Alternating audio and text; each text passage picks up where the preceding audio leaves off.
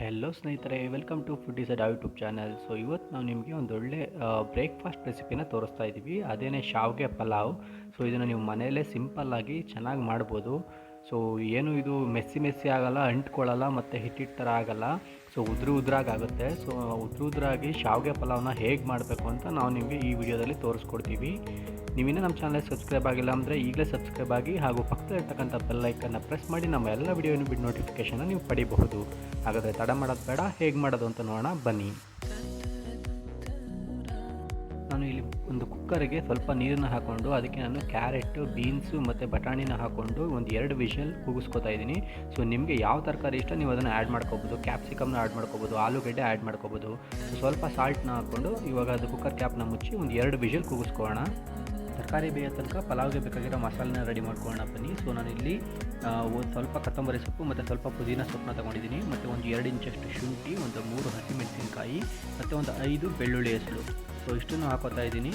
So ಇಷ್ಟನ್ನು ಹಾಕ್ಕೊಂಡು ಸ್ವಲ್ಪ ನೀರು ಹಾಕ್ಕೊಂಡು ನೋಡಿ ಈ ಥರ ನೀಟಾಗಿ ಪೇಸ್ಟ್ ಮಾಡ್ಕೊಂಡಿದ್ದೀನಿ.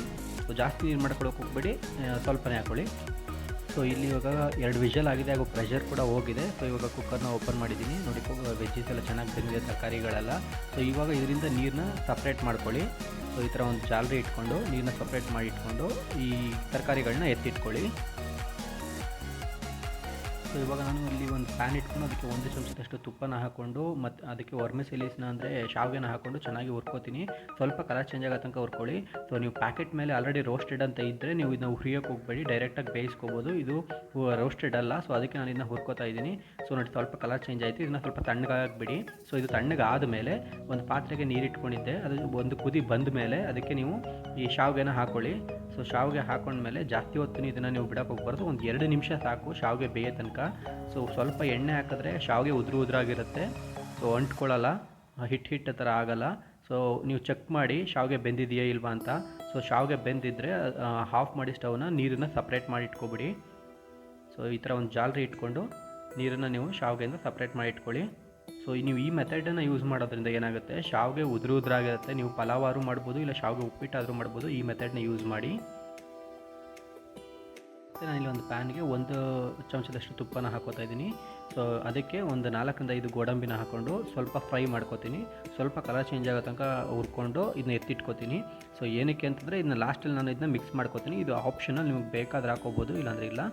ಸೊ ಇವಾಗ ಇದಕ್ಕೆ ನಾನು 1 ಪಲಾವ್ ಎಲೆ, ಹಾಗೆ 1 ಅನಾನಸ್ ಹೂ ಅಂತಾರಲ್ಲ ಅದು, ಮತ್ತು ಒಂದು ಅರ್ಧ ಇಂಚು ಚಕ್ಕೆ, ಮತ್ತು ಮರಾಠಿ ಮೊಗ್ಗು, ಮತ್ತು ಒಂದು ಏಲಕ್ಕಿ, ಮತ್ತು ಒಂದು 4 ಲವಂಗ, ಇಷ್ಟನ್ನು ಹಾಕ್ಕೊಂಡು ಸ್ಪೈಸಸ್ನ ನೀಟಾಗಿ ಅದು ಫ್ರ್ಯಾಗ್ರೆನ್ಸ್ ಬಿಡೋ ತನಕ ಫ್ರೈ ಮಾಡ್ಕೋತೀನಿ. ಸೊ ಸ್ವಲ್ಪ ಹೊತ್ತಿಗೆ ಅದು ಫ್ರ್ಯಾಗ್ರೆನ್ಸ್ ಬರುತ್ತೆ. ಸೊ ಇವಾಗ ನಾನು ಅದಕ್ಕೆ 1 ಟೇಬಲ್ ಸ್ಪೂನಷ್ಟು ಜೀರಿಗೆನ ಆ್ಯಡ್ ಮಾಡ್ಕೋತೀನಿ. ನೋಡಿ ಜೀರಿಗೆನ ಆ್ಯಡ್ ಮಾಡಿಕೊಂಡೆ. ಸೊ ಜಾಸ್ತಿ ಹೊತ್ತು ಹುರಿಯೋಕೆ ಹೋಗ್ಬೇಡಿ, ಸೀದೋಗ್ಬಿಡುತ್ತೆ. ಸೊ ಈಗ ನಾನು ಡೈರೆಕ್ಟಾಗಿ ಇದಕ್ಕೆ 1 ಕಟ್ ಮಾಡಿ ಇಟ್ಕೊಂಡಿರುವಂಥ ಆನಿಯನ್ನ ಹಾಕೋತಾ ಇದ್ದೀನಿ, ಈರುಳ್ಳಿನ. ಸೊ ಈರುಳ್ಳಿ ಸ್ವಲ್ಪ ಫ್ರೈ ಆಗಲಿ ನೀಟಾಗಿ. ಸೊ ಈರುಳ್ಳಿ ಫ್ರೈ ಆಗ್ತಿದ್ದಂಗೆ ಕ್ಯಾಪ್ಸಿಕಮ್ನ ಆ್ಯಡ್ ಮಾಡ್ಕೋತೀನಿ. ಸೊ ಕ್ಯಾಪ್ಸಿಕಮ್ಮು ನಿಮ್ಗೆ ಬೇಕಾದ್ರೆ ಹಾಕೋಬೋದು, ಇಲ್ಲಾಂದರೆ ಇಲ್ಲ, ಆಪ್ಷನಲ್ ಅದನ್ನು. ಸೊ ಇವಾಗ ನೀಟಾಗಿ ಹುರ್ಕೊಳ್ಳಿ. ಸೊ ಇವಾಗ ನಾನು ಬೇಯಿಸಿ ಇಟ್ಕೊಂಡಿರೋಂಥ ತರಕಾರಿಗಳನ್ನ ಮಿಕ್ಸ್ ಮಾಡ್ಕೋತೀನಿ. ಸೊ ತರಕಾರಿ ಮಿಕ್ಸ್ ಮಾಡ್ಕೊಂಡಾದ್ಮೇಲೆ ಎಲ್ಲನೂ ಒಂದು ಸಲ ಮಿಕ್ಸ್ ಮಾಡ್ಕೊಬಿಡಿ ಈ ಥರ. ಆಲ್ರೆಡಿ ಬೇಯಿಸಿರೋದ್ರಿಂದ ಮತ್ತು ತುಂಬ ಏನು ಬೇಯಿಸೋ ಅಗತ್ಯ ಇರಲ್ಲ. ಸೊ ಅದಕ್ಕೆ ನಾನು ಇದಕ್ಕೆ ಮಸಾಲೆನ ಆ್ಯಡ್ ಮಾಡ್ಕೋತಾ ಇದ್ದೀನಿ. ರುಬ್ಬಿಟ್ಕೊಂಡಿರೋ ಮಸಾಲೆನ ಆ್ಯಡ್ ಮಾಡಿಕೊಂಡೆ.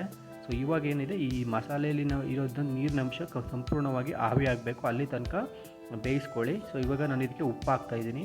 ಈಗ ಮಸಾಲೆ ಮತ್ತು ಉಪ್ಪು ಹಿಡಿದು ಸ್ವಲ್ಪ ತರಕಾರಿ ನೀಟಾಗಿ ಚೆನ್ನಾಗಿ ಬೇಯುತ್ತೆ.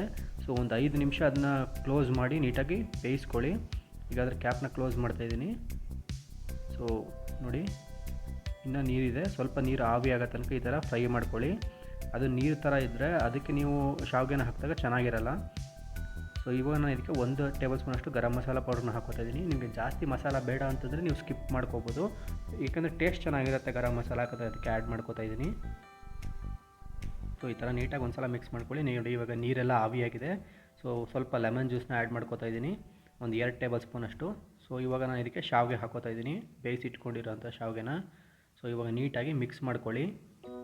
ಜಾಸ್ತಿ ನೀವು ಅದನ್ನು ಇದು ಮಾಡೋಕ್ಕೆ ಹೋಗಬೇಡಿ, ನೀಟಾಗಿ ಕೆಳಗಡೆಯಿಂದ ಏನು ತರಕಾರಿಗಳೆಲ್ಲ ಇದೆ ಅದೆಲ್ಲ ಮಿಕ್ಸ್ ಆಗೋ ಥರ ಲೈಟಾಗಿ ಮಿಕ್ಸ್ ಮಾಡ್ಕೊಳ್ಳಿ. ಸೊ ನೋಡಿ ಈ ಥರ.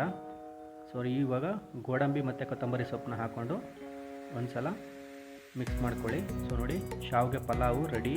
ಸೊ ಹೇಗೆ ಉದುರಾಗಾಗಿದೆ ನಿಮಗೆ ಹೋಟೆಲ್ಗಳಲ್ಲಿ ಅಥವಾ ಮದುವೆ ಮನೆಗಳಲ್ಲಿ ಹೆಂಗೆ ಸಿಗುತ್ತೆ, ಸೊ ಅದೇ ಥರ ಉದುರಾಗೇ ಆಗಿದೆ ನೋಡಿ, ಸೂಪರಾಗಿದೆ. ಸೊ ನೀವು ಇದನ್ನು ಟ್ರೈ ಮಾಡಿ ಹೇಗಾಯ್ತು ಅಂತ ಕಾಮೆಂಟ್ ಮಾಡಿ ತಿಳಿಸಿ. ನಿಮಗೆ ಈ ವಿಡಿಯೋ ಇಷ್ಟ ಆಗಿದ್ದರೆ ಲೈಕ್ ಮಾಡಿ, ಶೇರ್ ಮಾಡಿ. ಹಾಗೆ ನೀವೇನು ನಮ್ಮ ಚಾನಲ್ಗೆ ಸಬ್ಸ್ಕ್ರೈಬ್ ಆಗಿಲ್ಲ ಅಂದರೆ ಈ ಕೂಡಲೇ ಸಬ್ಸ್ಕ್ರೈಬ್ ಆಗಿ, ಹಾಗೂ ಪಕ್ಕದಲ್ಲಿ ಇರ್ತಕ್ಕಂಥ ಬೆಲ್ ಐಕನ್ನ ಪ್ರೆಸ್ ಮಾಡಿ ನಮ್ಮ ಮುಂದಿನ ಎಲ್ಲ ವಿಡಿಯೋ ನೋಟಿಫಿಕೇಷನ್ಗಳನ್ನ ನೀವು ಪಡಿಬಹುದು. ಥ್ಯಾಂಕ್ ಯು ಫ್ರೆಂಡ್ಸ್, ಧನ್ಯವಾದಗಳು.